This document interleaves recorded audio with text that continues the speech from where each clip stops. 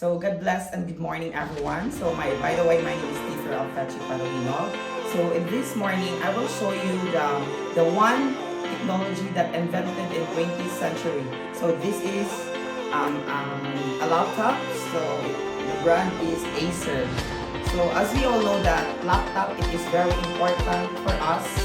Also, especially for us as student, no, kay kanang para makamuhat ta kanang gabi ka importante ang laptop sa mga students, like for making their projects like PPT, and then also you can communicate your loved ones kanang layo sa imuha, and also kanang you can fully access your social media account, and then you can listen in music. And also it is very important to those people na kanang bitaw na employee kay kanang like kanang sa networking o na so gamit din kayo ang laptop. So that's why laptop it is very important nowadays kay kanang murag kanang bitaw it is part sa tao nga kanang bitaw, especially student nga kanang dili na mabuhi kung walay gadgets like cellphone or even kanang like especially kaning laptop kay murag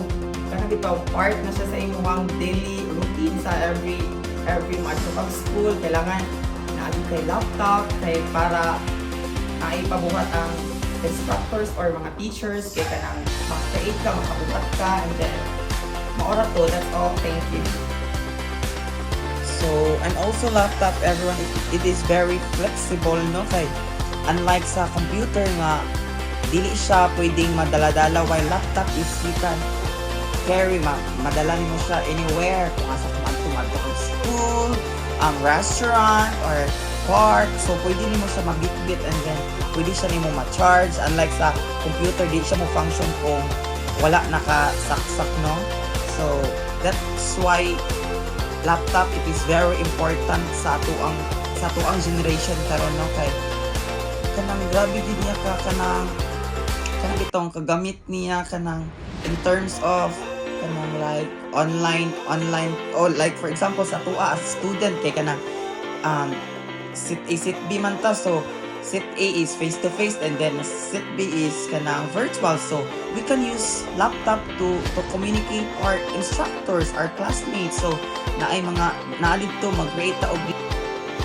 Okay, that's all everyone. Thank you for listening. Bye. Have a great day.